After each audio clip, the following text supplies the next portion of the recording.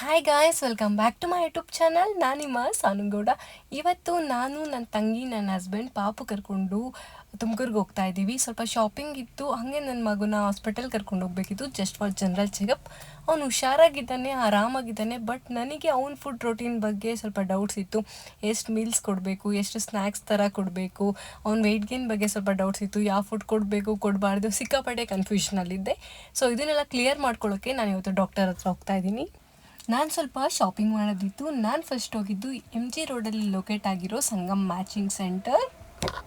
ನನಗೇನೇ different types of fabrics ಬೇಕು ಅಂದರೂ ನಾನು ಇಲ್ಲೇ ಹೋಗೋದು ತೊಗೊಳಕ್ಕೆ. ನನಗೆ ರೇಡಿಯಮ್ ಗ್ರೀನ್ ಕಲರ್ದೊಂದು ಮ್ಯಾಚಿಂಗ್ ಕ್ಲಾತ್ ಬೇಕಿತ್ತು. ನನ್ನ ಲೆಹಂಗಾ ಬ್ಲೌಸ್ ನನಗೆ ಇವಾಗ ಫಿಟ್ ಆಗ್ತಾಯಿಲ್ಲ, ಅದಕ್ಕೆ ನಾನು ಮತ್ತೆ ಸ್ಟಿಚ್ ಮಾಡಿಸ್ಬೇಕಿತ್ತು. ಅದನ್ನು ತೊಗೊಳ್ಳೋಣ ಅಂತ ನಾನು ಇವತ್ತು ಸಂಗಮ್ ಮ್ಯಾಚಿಂಗ್ ಸೆಂಟರ್ಗೆ ಹೋದೆ. ಇಲ್ಲಿ ನಿಮ್ಗೆ ಯಾವುದೇ ರೀತಿ ಬೇಕಾಗಿರೋ fabrics, matching clothes, linings and dupatta, netted clothes ಎಲ್ಲನೂ ನಿಮಗೆ ಇಲ್ಲಿ ಸಿಗುತ್ತೆ. ತುಂಬ ಕಲೆಕ್ಷನ್ಸ್ ಇದೆ, ತುಂಬ ವೆರೈಟೀಸ್ ಆಫ್ ಫ್ಯಾಬ್ರಿಕ್ಸ್ ಇದೆ. ಆ್ಯಂಡ್ ಇಲ್ಲಿ ನಿಮಗೆ ಕ್ವಾಲಿಟಿ ಕೂಡ ತುಂಬಾ ಚೆನ್ನಾಗಿರುತ್ತೆ. ನಾನು ನೆಕ್ಸ್ಟ್ ಹೊರಟಿದ್ದು ಝುಡಿಯೋಗೆ. ಅಲ್ಲಿ ಸೇಲ್ ಇತ್ತು. ಅಲ್ಲಿಗೆ ಹೋದಾಗ ಗೊತ್ತಾಯಿತು ನಮಗೆ ಸೇಲ್ ಇದೆ ಅಂತ. ಅಲ್ಲಿ ಕಲೆಕ್ಷನ್ಸ್ ಕೂಡ ತುಂಬ ಚೆನ್ನಾಗಿತ್ತು, ತುಂಬ ಡಿಸ್ಕೌಂಟ್ಸ್ ಇತ್ತು. ಬಾಯ್ಸ್ ಕಲೆಕ್ಷನಲ್ಲಿ ಅಷ್ಟೊಂದು ಡಿಸ್ಕೌಂಟ್ ಇರಲ್ಲ, ಬಟ್ ಕಲೆಕ್ಷನ್ಸ್ ತುಂಬ ಚೆನ್ನಾಗಿತ್ತು. ಅಲ್ಲಿಂದ ಹೊರಟು ನಾನು ಆದ್ಯ ಹಾಸ್ಪಿಟಲ್ಗೆ ಹೋದೆ. ನಮ್ಮ paediatrician Srinivas doctor, you are so humble and caring. ನನ್ನ ಎಲ್ಲ ಸಿಲ್ಲಿ ಡೌಟ್ಸ್ಗೂ ಅವ್ರು ಆನ್ಸರ್ ಮಾಡ್ತಾರೆ. ಆ್ಯಂಡ್ ಇಲ್ಲಿ ನಾನು ಲಿಫ್ಟಲ್ಲಿ ಹೋಗ್ಬೇಕಾದ್ರೆ ನನಗೆ ನನ್ನ ಪ್ರೆಗ್ನೆನ್ಸಿಲಿ ಕೈಯಲ್ಲಿ ಒಂದು ಫೈಲ್ ಇಟ್ಕೊಂಡು ಹೋಗ್ತಿದ್ದು ನೆನಪಾಗ್ತಾ ಇತ್ತು. ಅವತ್ತು ಕೈಯಲ್ಲಿ ಫೈಲ್ ಇತ್ತು, ಇವತ್ತು ನನ್ನ ಕೈಯಲ್ಲಿ ನನ್ನ ಮಗ ಇದ್ದಾನೆ. ತುಂಬ ಖುಷಿ ಇದೆ. ನೆಕ್ಸ್ಟ್ ನಾವು ಡಾಕ್ಟರ್ ವಿಸಿಟ್ ಮಾಡಿದ್ವಿ. ಡಾಕ್ಟರ್ ಯೋಹನ್ನ ನೋಡಿ ಹೆಲ್ತಿ ಬೇಬಿ ಆರಾಮಾಗಿದ್ದಾನೆ ಅಂತ ಹೇಳಿದ್ರು. ಅದನ್ನು ಕೇಳಿ ನನಗೆ ತುಂಬ ಖುಷಿ ಆಯಿತು. ನೆಕ್ಸ್ಟ್ ಅವನಿಗೆ ಡ್ರಾಪ್ಸ್ ಏನಾದ್ರು ಚೇಂಜ್ ಮಾಡೋದಿದ್ರೆ ಚೇಂಜ್ ಮಾಡಿಸ್ಕೊಂಡು ನನಗೆಲ್ಲ ಡೌಟ್ಸ್ನ ಡಾಕ್ಟರ್ ಹತ್ರ ನಾನು ಶೇರ್ ಮಾಡಿದೆ. ಅವ್ರು ನನ್ನೆಲ್ಲ ಡೌಟ್ಸ್ಗೆ ಆನ್ಸರ್ ಮಾಡಿ ನನಗಿದೆ ಕನ್ಫ್ಯೂಷನ್ಸ್ ಎಲ್ಲನೂ ಕ್ಲಿಯರ್ ಮಾಡಿದ್ರು. ಆ್ಯಂಡ್ ಆಲ್ರೆಡಿ ಮನೇಲಿ ಊಟ ಮಾಡ್ಕೊಂಡು ಹೋಗಿದ್ವಿ. ಏನಾದ್ರು ಸ್ನ್ಯಾಕ್ಸ್ ತಿನ್ನೋಣ ಅಂತ ಪ್ಲ್ಯಾನ್ ಮಾಡಿದ್ವಿ. ಇವತ್ತು ನನ್ನ ಹಸ್ಬೆಂಡ್ ಮತ್ತು ನನ್ನ ತಂಗಿನ ನಾನು ನನ್ನ ಫೇವ್ರೆಟ್ ಗೋಬಿ ಸ್ಪಾಟಿಗೆ ಕರ್ಕೊಂಡು ಹೋದೆ. 5-6 ಇಯರ್ಸಿಂದನೂ ನನಗಿದೇ ಫೇವ್ರೆಟ್ ಗೋಬಿ ಸ್ಪಾಟ್. ಇದು ಲೊಕೇಟ್ ಆಗಿರೋದು ಮಹಾಲಕ್ಷ್ಮಿ ಸ್ವೀಟ್ಸ್ ಆಪೋಸಿಟ್ SITಲಿ. ತುಂಬ ಫೇಮಸ್ ಇದೆ, ಎಲ್ಲರಿಗೂ ಗೊತ್ತಿರುತ್ತೆ, ಸ್ನ್ಯಾಕ್ ಡಿಲೈಟ್ಸ್ ಅಂತ. ಇಲ್ಲಿ ಗೋಬಿ ಟೇಸ್ಟ್ ಮಾಡಿ ನನ್ನ ಹಸ್ಬೆಂಡ್, ನನ್ನ ತಂಗಿ ಕೂಡ ಫಿದಾ ಆಗೋದ್ರು. ನೆಕ್ಸ್ಟ್ ಟೈಮ್ ಗೋಬಿ ತಿನ್ನಬೇಕಂದ್ರೆ ಇಲ್ಲೇ ಬರೋಣ ಅಂತ. ನೆಕ್ಸ್ಟ್ ಅಲ್ಲಿಂದ ನಾವು ತುಂಬ ಬಿಸಿಲಿತ್ತು, ಐಸ್ ಕ್ರೀಮ್ ತಿನ್ನೋಣ ಅಂತ ಐಬ್ಯಾಕಾಗಿ ಹೋದ್ವಿ. ಐಬ್ಯಾಕಾಗಿ ಹೋಗಿ ಐಸ್ ಕ್ರೀಮ್ ತಿನ್ಕೊಂಡು ಅಲ್ಲಿಂದ ನಾವು ಹೊರಟ್ವಿ. ನಾನು ಡಾಕ್ಟರ್ ವಿಸಿಟ್ ಮಾಡಿದಾಗ ಡಾಕ್ಟರ್ ನನಗೆ ಏನೆಲ್ಲ ಹೇಳಿದ್ರು ಇದನ್ನೆಲ್ಲ ನಾನು ಮನೆಗೆ ಹೋಗಿ ವಿಡಿಯೋ ಮಾಡ್ತೀನಿ. ವಿಡಿಯೋನ ಲಾಸ್ಟ್ವರೆಗೂ ಒಂದು ಮೇಜರ್ ಕನ್ಸರ್ನ್ ಇದ್ದಿದ್ದು, ನನ್ನ ಮಗು ಫಸ್ಟ್ ಗೈನ್ ಆಗೋ ಥರ ಇವಾಗ ಗೈನ್ ಆಗ್ತಾ ಇಲ್ಲ. ಆಫ್ಟರ್ 6 ಮಂತ್ಸ್ 7 ಮಂತ್ಸ್ ಆದಮೇಲೆ ಅಂತೂ ತುಂಬ ಸಣ್ಣ ಕಾಣ್ತಾ ಇದ್ದಾನೆ.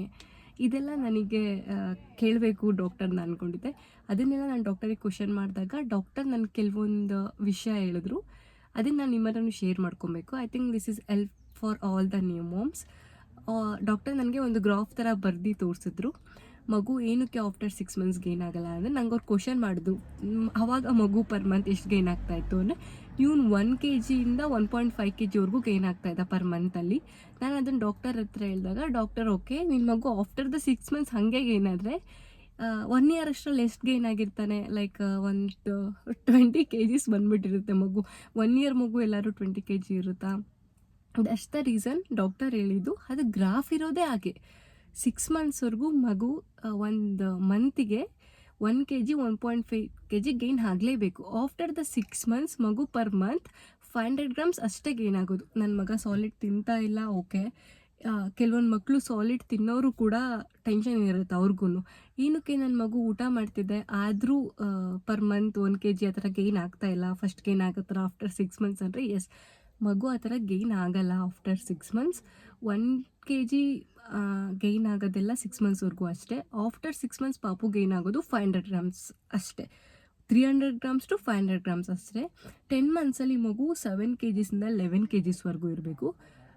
ಇವನು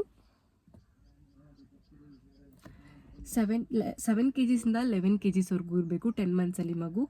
ಇವನು 8.7 ಇದ್ದಾನೆ ವೆಯ್ಟು. ಸೊ ಡಾಕ್ಟರ್ ಅದು ಒಳ್ಳೆ ವೆಯ್ಟ್ ಗೇನ್ ಅಂತ ಹೇಳಿದ್ರು. ವೆಯ್ಟ್ ಗೇನ್ ಬಗ್ಗೆ ಅಷ್ಟು ವರಿ ಮಾಡಬೇಡಿ, ಅವ್ನ ಮೈಲ್ ಸ್ಟೋನ್ಸ್ ಎಲ್ಲ ರೀಚ್ ಆಗಿದ್ದಾನಾ ಅಂತ ಕೇಳಿದ್ರು.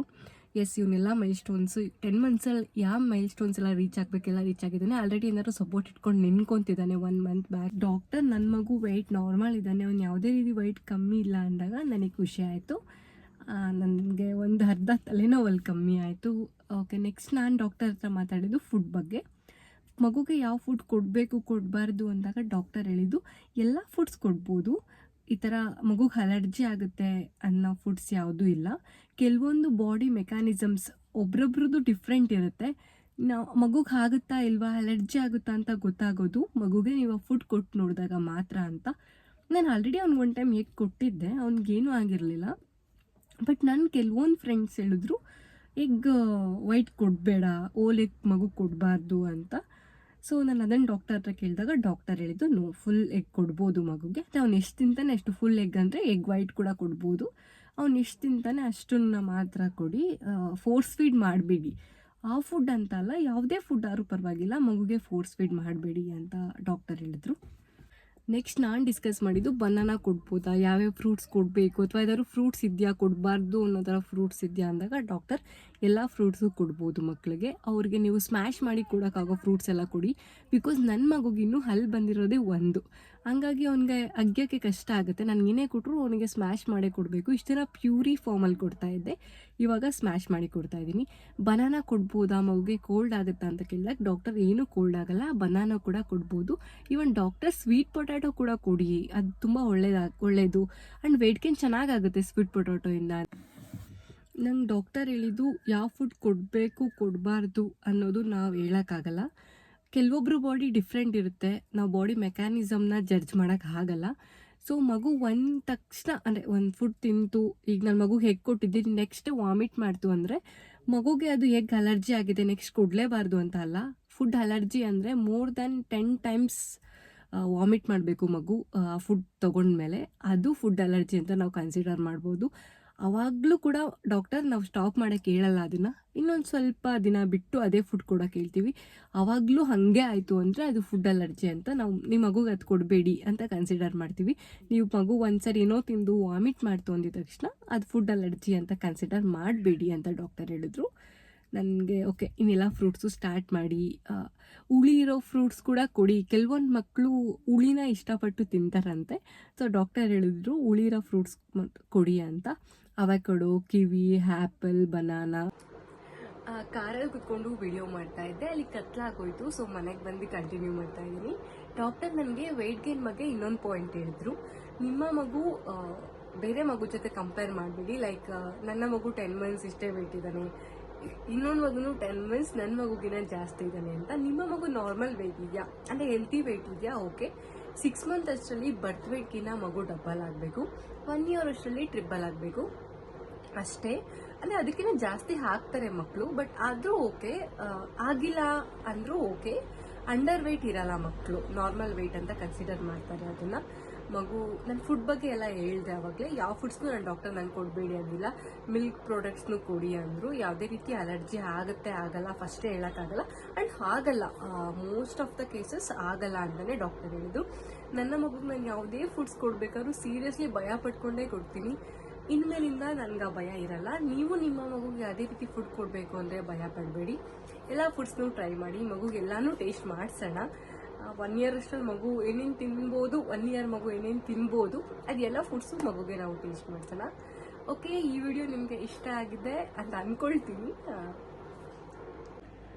ನಾನು ಡಾಕ್ಟರ್ ಹತ್ರ ಡಿಸ್ಕಸ್ ಮಾಡಿದ್ದು ಇಷ್ಟೇ ವಿಷಯ. ಅವ್ರು ನನಗೆ ಏನೆಲ್ಲ ಸಜೆಸ್ಟ್ ಮಾಡಿದ್ರು ಅದನ್ನೆಲ್ಲ ನಾನು ನಿಮ್ಮ ಜೊತೆ ಶೇರ್ ಮಾಡಿದ್ದೀನಿ. ಯಾರೆಲ್ಲ ನನ್ನ ವಿಡಿಯೋ ನೋಡಿದ್ದೀರಾ ಅವ್ರಿಗೆಲ್ಲ ಥ್ಯಾಂಕ್ ಯು. ಇದೆಲ್ಲ ಇನ್ಫಾರ್ಮೇಷನ್ ಆಲ್ರೆಡಿ ಎಲ್ಲರಿಗೂ ಗೊತ್ತಿರುತ್ತೆ, ಯಾರಿಗೆಲ್ಲ ಗೊತ್ತಿಲ್ಲ ಅವ್ರಿಗೆ ಹೆಲ್ಪ್ ಆಗಿರುತ್ತೆ. Thanks for watching. ನನ್ನ ಚಾನಲ್ನ ಸಬ್ಸ್ಕ್ರೈಬ್ ಮಾಡಿ, ನನ್ನ ವಿಡಿಯೋಸ್ನ ಲೈಕ್ ಮಾಡಿ. See you, bye.